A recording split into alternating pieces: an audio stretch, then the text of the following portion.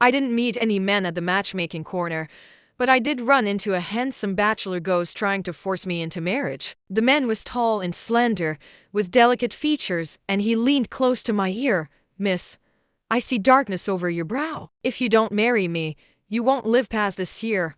I almost pulled out my phone to download the anti-fraud app, but this ghost's looks were really hard to refuse. "Well, I guess I'll reluctantly accept your body for now." Early in the morning, my mom dragged me to the park's matchmaking corner. With her long, wavy hair draped over her shoulders and an elegant figure, my mom moved through the crowd like a fish in water. Meanwhile, trailing behind her, I looked like a clumsy maid. While she mingled effortlessly, I dozed off on a bench in the shade. "Miss, I see darkness over your brow. If you don't marry me, you won't live past this year." What the hell? I opened my eyes to see a man standing in front of me, tall and slender, with flawless pale skin and delicate features. His attire was casual and normal, but that opening line, "Has fortune telling become so competitive these days that even handsome guys are resorting to it? Wouldn't it be better to go live on TikTok or something?" Bored out of my mind sitting there, I figured I could kill some time with him. "And how should I address you, master?" "To be honest, my name is Li Mao,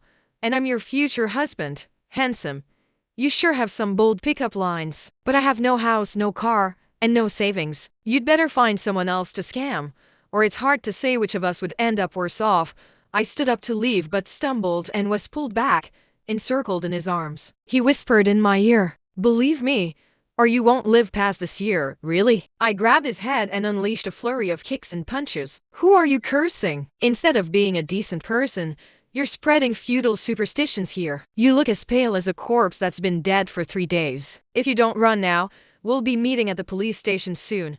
My mom stood not far away, holding half a stack of unfinished marriage ads, and yelled at me, "Rubao, what kind of monkey show are you putting on over there? Do you still want to get married or not?" Grabbing Li Mao's collar, I explained that this guy had just cursed me, which was why I'd attacked him. I said he claimed I wouldn't he live past this year if I didn't he marry him. My mom glanced around, not angry but instead smiling. "There's such a good deal. Bring him over.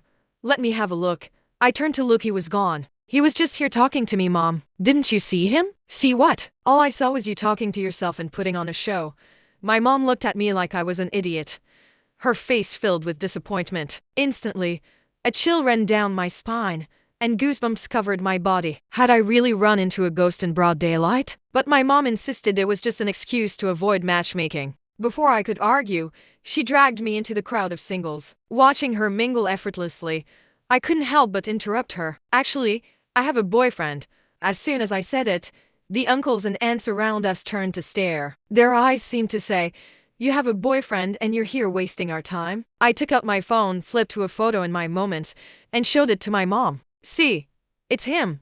Yan Han. Handsome, rich, and treats me so well." My mom looked at me, pulled out her own phone, flipped to her moments, and handed it to me. What a coincidence. I just attended his wedding banquet a couple of days ago. It was clearly a photo of my so-called boyfriend, Yan Han, in a suit, holding a bride in a wedding dress, surrounded by guests. My mom was smiling brightly in the third spot next to the bride. "That bride doesn't really look like you," my mom added quietly, twisting the knife. Li Mao popped up from the side, staring at the phone screen. His already pale face now turned ashen. He leaned close to my mom's phone screen, examining it carefully, and asked me straight out, "Were you scammed by a jerk?" Before I could respond, I heard my mom teasing me. "Trying to use a random photo as a shield, huh? Never thought you'd get exposed so quickly, Rubao. Just like your father." Then her hand passed right through Li Mao's body and tapped my forehead. Everything went dark, and I fainted. Waking up in a hospital bed, I insisted that I was hallucinating and hearing things in broad daylight and needed serious treatment, refusing to leave no matter what. The doctor gave me a full checkup and said I was as healthy as an ox, then kicked me out of the hospital. My mom thought I'd been unlucky lately and decided to take me to a Taoist temple on the mountain early the next morning to pray. I never expected her to make me hike up in the middle of summer, and she was so agile she left me more than 10 meters behind, panting like a dog as I struggled up the path. A large rock suddenly loosened above me and came crashing down. Just as I closed my eyes to resign myself to fate, an arm wrapped around me, pulling me to safety. I opened my eyes to find myself clinging to someone like a monkey. "Baby, if you like it, Your husband can carry you all the way up the mountain like this."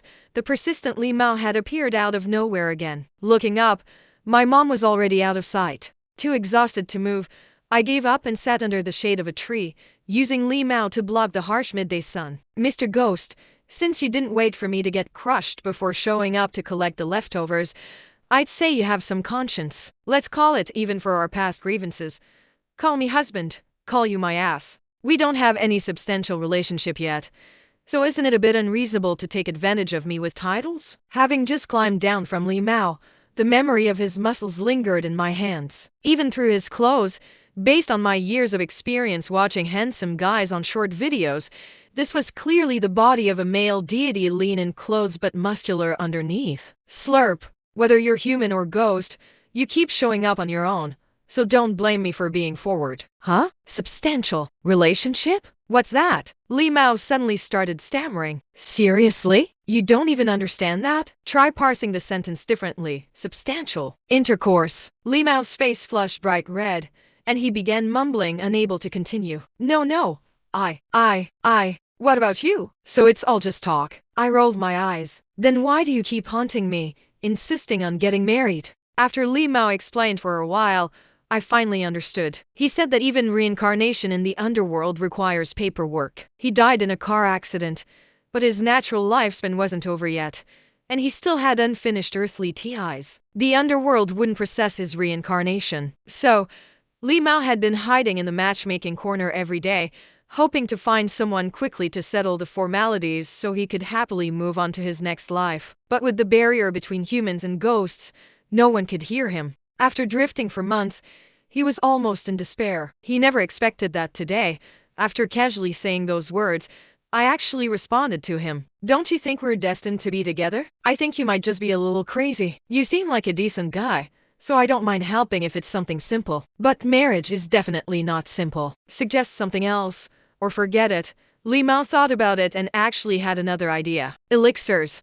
What kind of elixirs? Refined by enlightened monks in Taoist temples. After taking one, you can soon be transcended and enter the cycle of reincarnation, Li Mao explained to me. As a successor of communism and an heir to China's 500-year civilization, I sternly cut off his absurd and outrageous claims. I told Li Mao that these so-called elixirs were all scams, mixed with mercury and cinnabar. Many emperors died from chronic poisoning after taking them. Li Mao laughed at me, saying these elixirs were for the dead. Of course, living people would die if they took them. Exactly.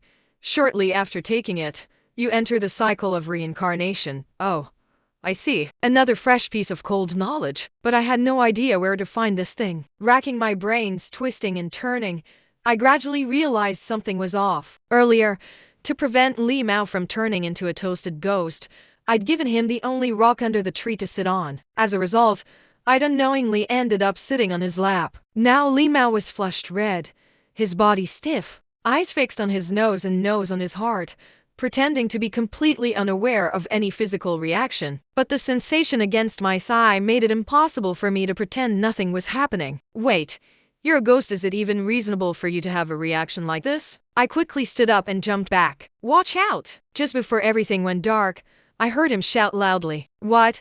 You're still not done being a pervert? Then I tumbled down the roadside ravine. When I opened my eyes, I found myself in a dark haystack. Pushing aside the weeds, I saw a statue of a three-headed, six-eyed Yab-Yum Buddha holding ritual objects, looking down at me. Just as I was about to examine it more closely, I tripped and fell at the feet of the Buddha. Seeing the entwined figures of the statue, I couldn't help but marvel at how open-minded the local customs were. Who's disturbing my peaceful cultivation here? A young Taoist priest wearing ankle bells that jingled with every move hopped down from the statue. The young Taoist appeared to be around 20 years old, dressed in plain Taoist robes, with his hair tied in a high topknot. His eyes were clear, his tone lazy, but his movements were agile, and his expression was carefree, the very image of a dashing ancient-style youth. Sorry to disturb you. I'm not sure how I ended up here either. Since I'm here, why don't we exchange WeChat IDs? As I spoke, I reached into my pocket for my phone, only to find no signal at all. What kind of place is this, without even a signal? The young Taoist ignored my attempt at conversation and scrutinized me carefully, his expression growing serious. Young lady, you've been plagued by evil spirits recently. You must be careful. Thinking about my recent encounters with Li Mao, I wondered if this was a true master living in seclusion. You can see him? Is there any way to resolve this? I thought to myself, just when I need the elixir, I run into a Taoist priest. Is it really such a coincidence? The secrets of heaven cannot be revealed. The young Taoist wore a mysterious expression and didn't say another word, but he also didn't walk away. 200, I gritted my teeth and named a price, weighing the cash I'd specially withdrawn from my mom's donation. May I ask your esteemed name, master? The young Taoist took the money and replied without hesitation. I am the loveless celestial of Liankang, part of the ink rain and clouds. To be loveless is to have great love. You may call me the loveless celestial. At your age, with a title like that, do you think I'm stupid? Did you plagiarize the primordial celestial? Such a flashy name instantly transported me back to the non-mainstream era. That evil spirit has been following you for over a month, right? I see darkness over your brow. If this continues, your yang energy will be completely drained, and your life may be in danger. Oh, is there any way to solve this? Well, there is a way, but revealing heavenly secrets requires. I waited eagerly as the young Taoist rubbed his fingers together and made a peace sign. Another 200. You scammer. You really know how to time your paywalls. I pulled out another 200 from my pocket. If this could really get rid of Li Mao, it would be worth it. Seeing your sincerity, I'll help you. Bring him to me, and I'll take care of him. The young Taoist spoke with surprising confidence. Li Mao, even though you're a decent guy, handsome, with nice fingers, and probably an 8-pack, I originally wanted to help you. But if it costs me my life, I don't think I'm that much of a simp. Sorry, but you're on your own. But the young Taoist started hesitating again, a familiar opening. Exorcising ghosts consumes a lot of spiritual energy. You'll have to pay extra. I knew it. But I was in too deep now. I gritted my teeth. How much more? 500. What? Do you think I'm a walking ATM? Are you just here to scam money, really? I demanded the young Taoist return my money, but he refused. We ended up wrestling. Thwack! A flying stone hit the young Taoist's forehead. He flipped backward onto the Buddha statue, and a sudden bump immediately swelled on his forehead. You evil spirit! Why aren't you reincarnating after death? Why are you harassing a young girl? Li Mao stepped in front of me and said, What do you mean harassing? We're about to get married. What's it to you, you stinky Taoist? The two of them started arguing, looking like they were about to fight. Hey, stop! Don't fight over me. As soon as I said it, I felt a surge of pride. Finally, I get to say a line like a female lead. The two of them completely ignored me. The young Taoist leaped into the air and stuck several talismans one after another on Li Mao's face. Li Mao's expression darkened, but he remained motionless. Overjoyed, the young Taoist shouted triumphantly, I did it! Heaven rewards the diligent. I finally caught a ghost. Li Mao grabbed the young Taoist by the collar and peeled the yellow strips off his face. I spent 3 months bathing, burning incense, and writing these talismans. How could they be useless? The young Taoist's smile froze, his face full of disbelief. You call these scraps of paper talismans? Li Mao tore off the yellow slips. Give me the elixir, or I'll take your life. The young Taoist knew when to yield. He took a small gourd hanging from his waist, deftly poured out a few round pellets, and handed them over. Li Mao ate one, his expression strange. I took one and sniffed it. The smell was very familiar. I took a small bite. Sure enough, flakes. Li Mao lifted the young Taoist into the air, and I was about to unleash a tirade. Scamming people, scamming money, and now scamming ghosts. You're cleaning up everywhere to avoid being beaten. The young Taoist tremblingly and reluctantly pulled out the 400 yuans he'd just taken and offered to take us to see his master. He said his master really knew how to refine elixirs. Skeptical but curious, we let him lead the way. Under a peach blossom tree in the courtyard, an old Taoist priest swept his whisk and pulled out a QR code plate from his sleeve. My mom was about to pay with her phone, holding a shiny golden VIP card for incense purchases at the temple. Just as I was about to speak up and stop her, Li Mao covered my mouth with one hand and dragged the young Taoist toward the backyard rooms of the temple with the other. Here, this is it, the young Taoist said, pointing to a display shelf in the room. My master keeps all his treasures here. We rummaged through the room and found a small box that looked like it held something valuable, made of golden Nanmu wood and secured with a small lock. What are you doing? We were caught red-handed by the old Taoist priest, who had just finished collecting money. I was still holding the stolen goods, caught in the act. You, Rubao! Your spiritual power is weak. And instead of focusing on cultivation, you bring a girl to my room to steal? For 300 years, this temple has had thousands of disciples, and you're the only one who can't even pass the probation period. I gave you a chance to make up for it, and you bring a girl here to sneak around. A man and a woman alone in a room, what kind of behavior is this? The old Taoist priest pulled out an old Nokia phone, ready to call the police. So you can't even see Li Mao? And you're talking about weak spiritual power? Suddenly, I lost all hope that this old Taoist priest could have the elixir. The young Taoist snatched a phone and pointed at Li Mao, recounting what had just happened. The old Taoist priest swung his whisk, hitting the young Taoist and declaring that since he was still lying, he should reflect on his actions at the police station. The young Taoist yelped in pain, running circles around me while muttering under his breath, "You're just old and blind, with a dull mind. You say I lack spiritual roots, but there's a ghost right here, and you can't even see it. You're unworthy of your position. All you do all day is watch idol dramas, thinking you're Murong Yunhai." Li Mao shielded me, who was standing there dumbfounded, and with a forceful twist, broke the lock on the box. Inside were 3 CDs, Meteor Shower, Parts 1, 2, and 3. I was speechless.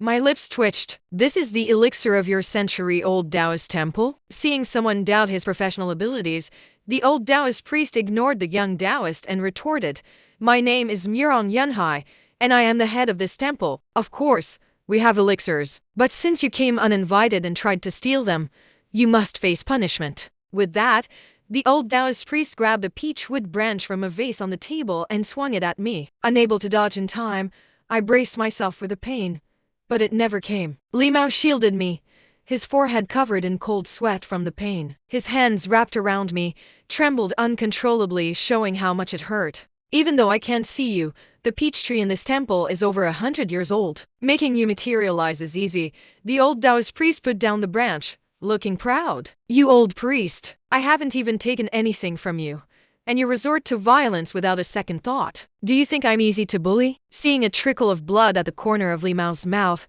my heart ached. I rushed forward and grabbed the old Taoist priest's beard. "We're not leaving empty-handed. Give us the elixir. You. Ouch. Ouch. Since the elixir is precious, it's not something just anyone can have. It's not impossible, but..." This line sounded very familiar. "So the young Taoist learned his money-grubbing tactics from you." I let go of the old Taoist priestess' beard and slammed the 400 yuan's ID taken back from the young Taoist onto the table. The old Taoist priest glanced at it out of the corner of his eye but remained unmoved. "So it's not enough. Just name your price." I secretly turned on my phone's recording function. "If you dare to ask for an exorbitant amount, I'll report you to the police." Humans and ghosts may be different, but given that he was willing to take that blow for you just now, he does seem sincere and righteous. I'm genuinely moved by such true feelings. What exactly are you trying to say? I've wandered the world for 100 years, witnessing countless human emotions. This is the first time I've seen such genuine affection between a human and a ghost. I'm shipping it.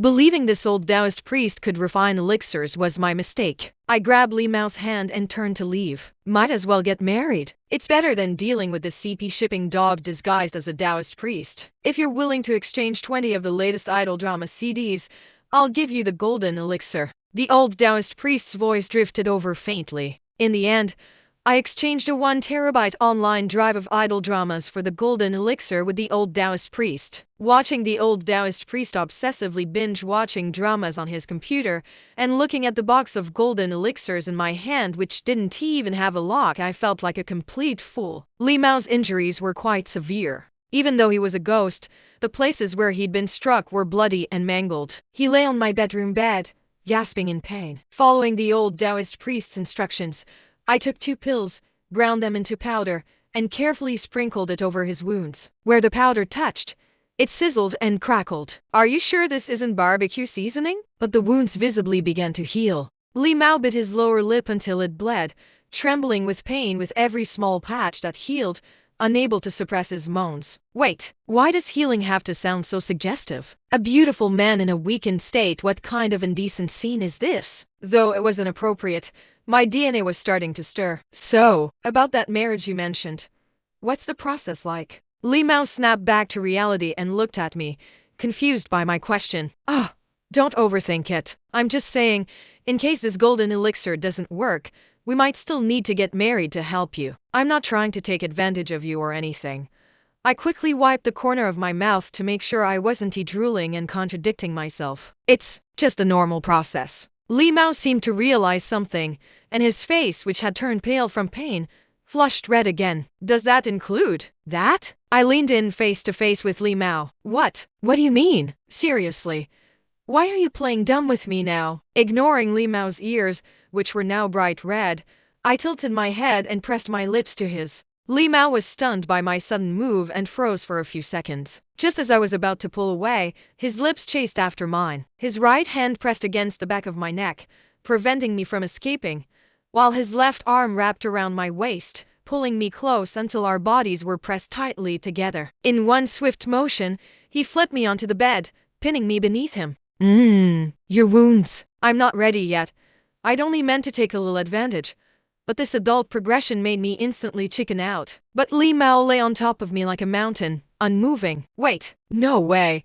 Did he just fall asleep like this? I gazed at Li Mao's sleeping face, his slightly wavy hair, his thick, trembling eyelashes, his thin, cool lips. The sensation felt so real. He really didn't seem like a ghost at all. If Li Mao were a real person, I'd definitely snatch him up as my boyfriend in a heartbeat, and I probably wouldn't be so resistant to marrying him. The next morning, Li Mao took one golden elixir, but nothing happened. Thinking the dosage might be too small, I took out the remaining 20 fist-sized elixirs and watched him eat them all. Li Mao ate silently for 2 hours. Feeling anything? I looked at him expectantly. He shook his head. Let's just say it's hard not to doubt the accuracy of his information. He said he'd read about it in the library archives. So I took him to the city library, where we spent the entire afternoon. Finally, we found the book in the online literature section of the borrowing system. Death Infinite Stream.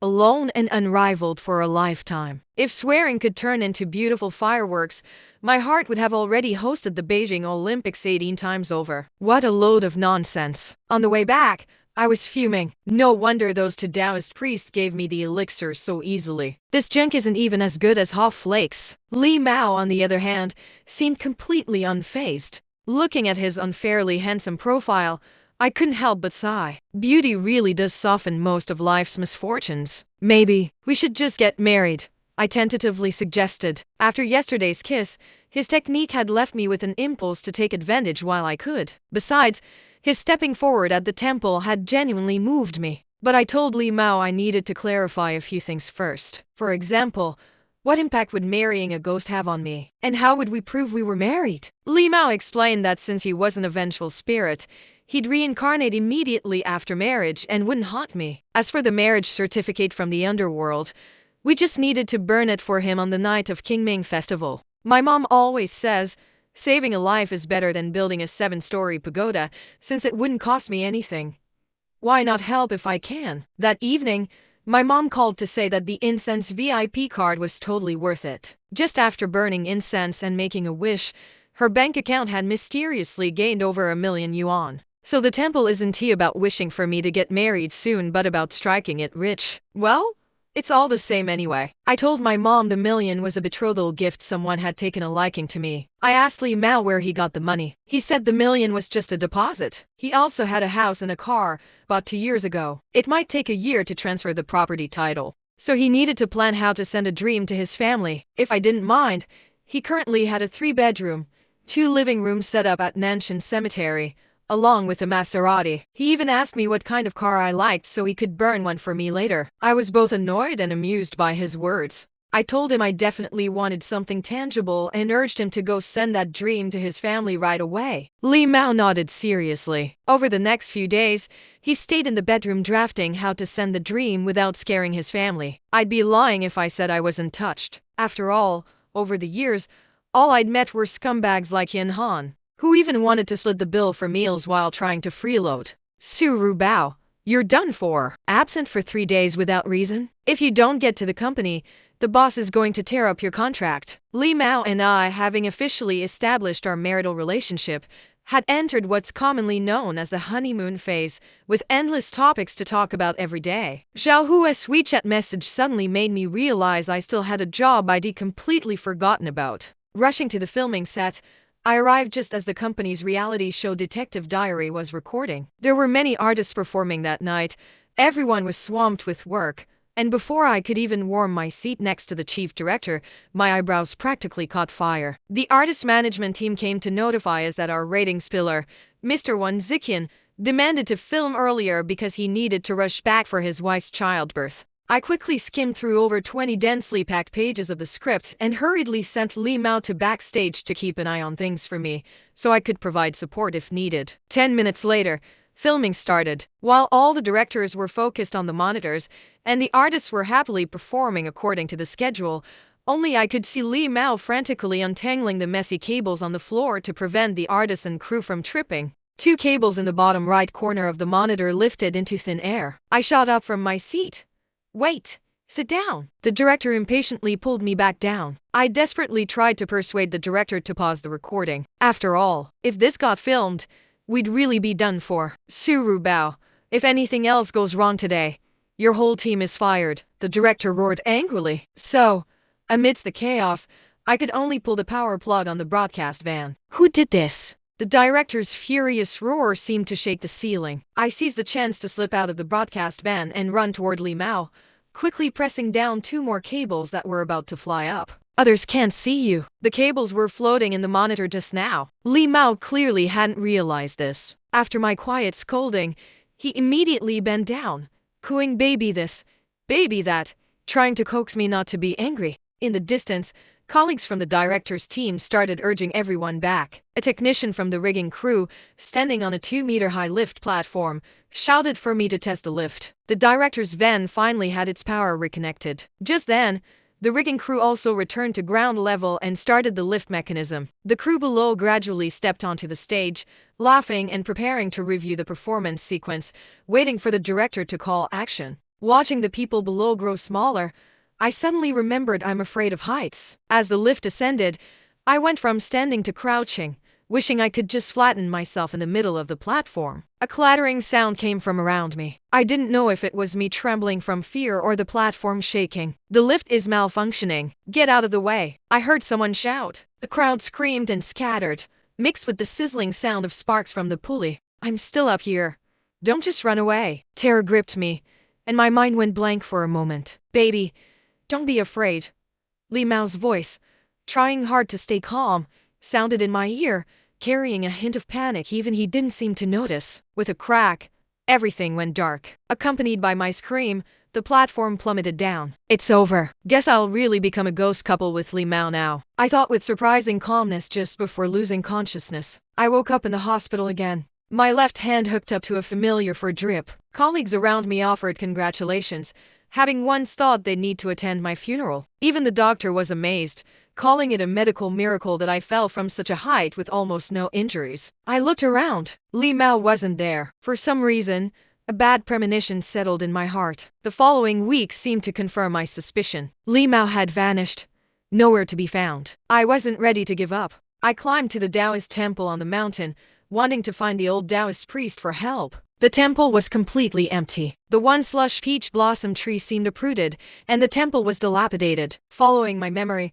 I headed straight for the old priest's room. Pushing the door open, the interior was barren and desolate, offering no shelter from wind or sun. On the empty desk lay a single letter, covered in a thick layer of dust. Opening the letter, it read briefly, "You are still alive because Li Mao paid the price. To save you, his soul has dissipated. I hope you can let go of your attachment and live well. Give my regards to your mother for me. Consider the unused temple membership fee a lesson learned. In the future, don't be easily persuaded into buying memberships. Remember well." Great! He even had the nerve to find such a high-sounding excuse for running off with the money. Really? Thank you so much. I refused to accept it. I turned the old priestess room upside down and finally found another letter inside the box where he used to keep his meteor shower DVD collection. "I knew you wouldn't give up. If you're reading this letter, it means your bond isn't severed yet." Li Mao wasn't afraid of Wu Mo's talismans. "There's a 1 in 10,000 chance his original body isn't dead. If you can find his original body, you might be able to rush the joy for him. Perhaps you can still bring him back." Finally, the old priest did something decent. "If I can really bring him back, I won't hold the membership fee against you." I began carefully recalling the information Li Mao had told me. 2 years ago, car accident, South Mountain Cemetery, 3-bedroom, to living room. Without delay, I rushed to South Mountain Cemetery. With the administrator's help, I found Li Mao's grave, a miniature 10-square-meter yard, 3-bedroom, 2 living room style. Brother, with a house like this, even if you partitioned it, there wouldn't be enough space for a bed. I laughed and cursed, laughing until I cried. The administrator quickly called out to me, "Young lady, why are you crying? Look, the name is in red, which means the person isn't dead yet." The old priest was actually right. Using connections from friends, I found Li Mao's hospital room. A boy lay quietly on the bed, wearing a respirator, with medium-length black hair. His build seemed somewhat thin from long-term bed rest, the veins on the back of his hand resting at his side visible through pale skin. I held his hand, laughing and scolding. "You left without a single word of warning, making me search for so long. Li Mao, I'm telling you, you might as well accept your fate. I dared to marry you when you were a ghost. Now you think you can escape the wedding night by becoming a vegetable? Fat chance." Just as I leaned in to take a closer look at his face, to make sure I hadn't embarrassingly mistaken him for someone else, a shout came from the door. "Where did you come from, girl?" "Auntie, I'm his wife," I replied. "What? I'm his mother." The auntie at the door wasn't backing down either. I quickly explained that I wanted to rush the joy for Li Mao. Maybe it could wake him up. "I've seen plenty of swindlers like you trying to cheat money. Get away from my son." Chased out of the room by the auntie wielding a thermos, threatened with calling the police if I returned. I came in a rush in the afternoon unprepared. Being kicked out was just a minor setback. How could that defeat me? In the middle of the night, I directly climbed through the window into Li Mao's room wearing a bright red wedding dress and placed a red bridal veil over Li Mao's face. Conditions are limited. Just make do. When you wake up, you can spend money to make it up to me properly. I solemnly placed a handwritten marriage contract I found on Baidu on Li Mao's chest. On the bed, Li Mao breathed evenly. I held his hand, talking to myself. "Maybe I started liking you from the first moment I saw you. Liked you enough to believe ghost stories and go to the temple seeking elixirs, search the library for web novels, scour all the cemeteries and hospitals in Beijing. I don't care if you really liked me or were just fooling me. You saved my life once. That would warrant pledging myself in marriage anywhere. Anyway, I've decided to latch onto you. So now that we've settled things, you'd better wake up quickly, or I'll bother you every single night." I took out the prepared marriage contract, chanting the vows devoutly.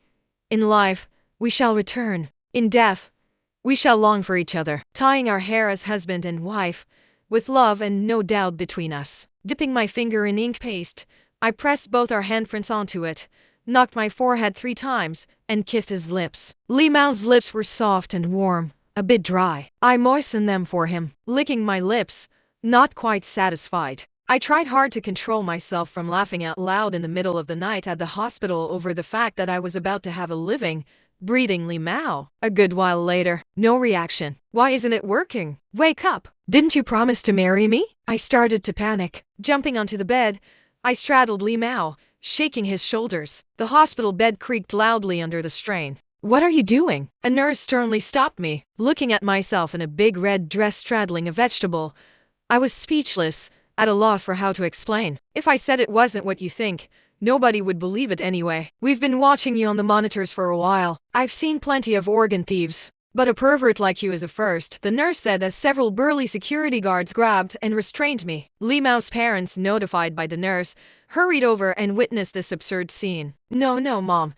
Listen to me explain." I quickly spoke up, seeing the auntie I'd met briefly that afternoon. "Who are you calling Mom? Who's your mom, you pervert? We chased you away this afternoon and you still come back playing these ghostly tricks."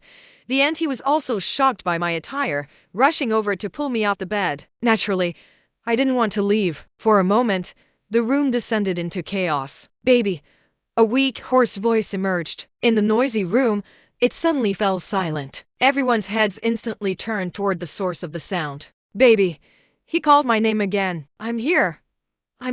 Breaking free from the security guards, I grabbed Li Mao's hand. "I'm right here. I just wanted to say, you should lose some weight. You're really heavy." Li Mao's tone held a hint of laughter. Seeing my tear-streaked face, he reached up to wipe my tears. "Don't cry. Just teasing you. What I meant to say was, I didn't save you just once, but twice. Now everyone in the room and I were utterly confused. Wedding preparation room. The same bridal veil, now on Li Mao's head. He wore a traditional Chinese shuhei wedding dress for women, while I wore a men's red ceremonial jacket, waiting for the host to call me out. I asked him, "What did you mean back then about saving me twice? Can you tell me now?" Because the car accident back then happened when I was saving an idiot who was jaywalking. And now she insists on crying and shouting to be my wife. Pfft, total lies. Who'd believe that? Nothing but ghost stories, I said, rolling my eyes. Well, I did manage to trick you into being mine, Li Mao said, lowering his head to kiss me. I am Li Mao. That year, the company was just across the street. Crossing the road, I saw that ponytailed girl again, a director from the media company next door, carrying a large load of coffee across the street. Seeing the green light ahead, I thought I'd ask for her WeChat after crossing. For this chance, I'd searched online at home for pickup lines, ways to be humorous and memorable without being easily rejected. But a speeding car approached a crosswalk with no intention of slowing down. Seeing it was about to hit her,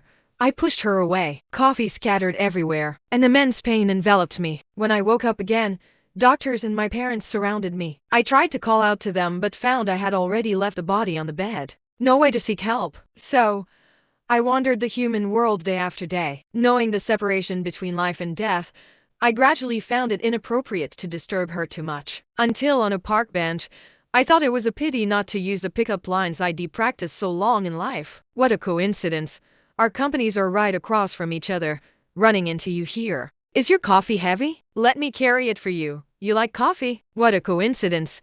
We have similar tastes. I like you. Watching her bored, drowsy look was really quite adorable. This little scatterbrain, so careless in public. What will you do next time if I'm not there to save you? Miss, I see darkness between your brows. If you don't marry me, you might not live past this year. And then, she actually turned around and looked at me. And